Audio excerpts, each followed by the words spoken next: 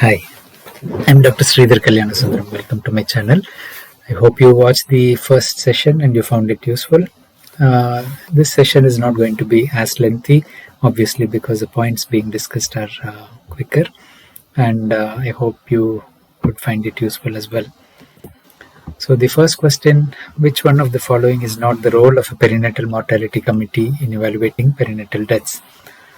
So, classification of all deaths according to local requirements, evaluation of factors surrounding and contributing to death, feedback of recommendations to clinicians and parents, discussing the importance of autopsy with parents, and data collection and documentation of perinatal deaths.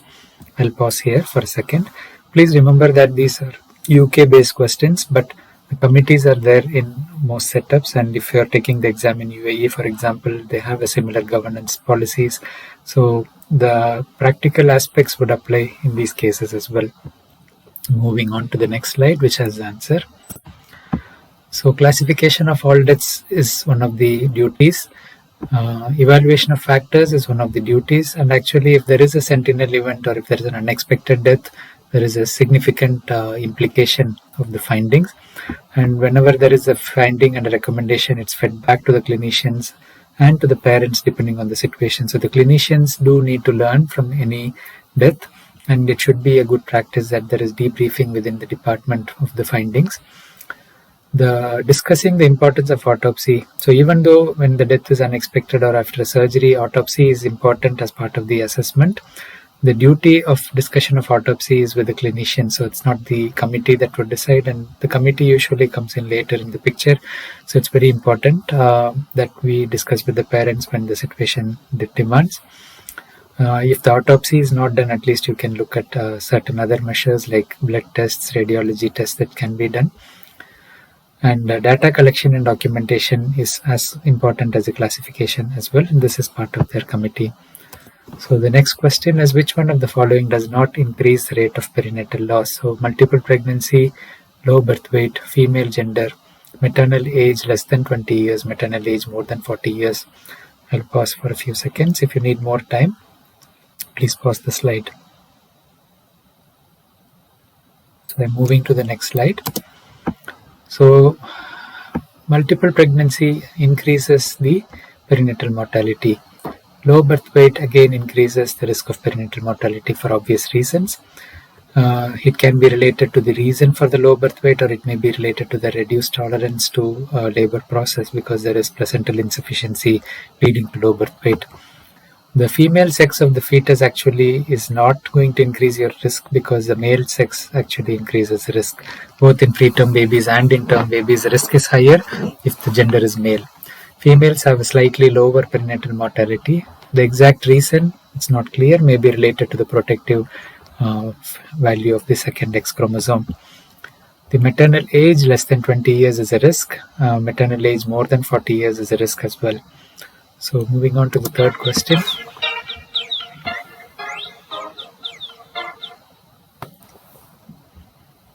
Between what gestations is a late preterm infant born?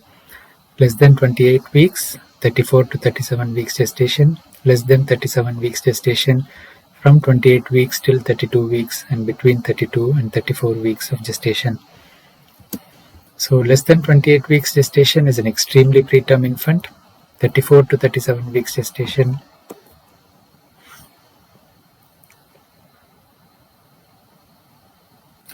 So we have paused here for a few seconds.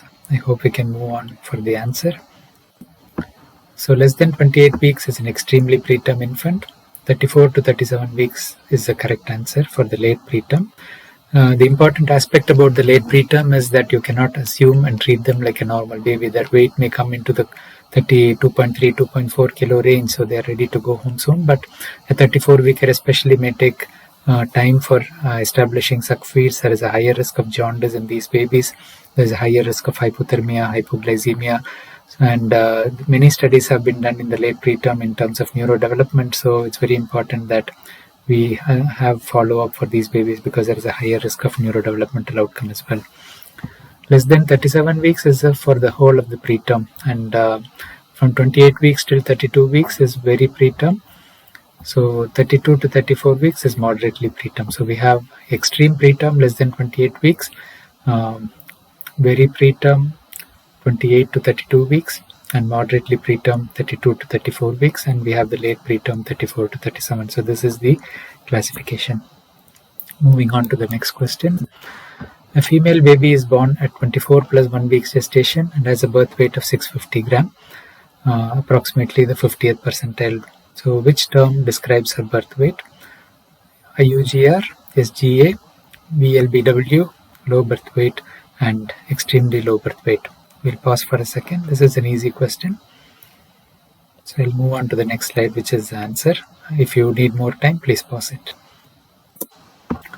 So intrauterine growth restriction also sometimes used synonymously with SGA, but remember that SGA can happen without growth restriction, so it's not exactly synonymous. So and SGA baby doesn't need to be a UGR. That is the main thing, that if the mother is small and it's a familial small baby, the baby is small for gestational age because it's based on the distribution in the centile chart, but the recognition of this is based on the centile anyway. So if the baby who is supposed to grow on the 50th centile by family reasons is growing at the 3rd or 10th centile, it's IUGR. Even if this baby is on the 25th centile, there is growth restriction, but the definition starts by 10th, 5th or 3rd, just to have it in that category. Most people use 10th centile for SGA. So it's a more clear definition for SGA. IUGR is a little bit of subjectiveness, and there may be an element of IUGR, so there is variability. Small for gestational age, again 10th centile as I mentioned in most international definitions. VLBW, very low birth weight is less than 1500 gram, and even though extreme low birth weight is part of low birth weight, a more specific definition is needed. Same with low birth weight being less than 2.5 kilo. The ELBW or extreme low birth weight is less than 1000 grams, and that is ELBW. You have extremely extreme low birth weight and or very low birth weight, which is less than 750 gram, but most people stick with up to this classification.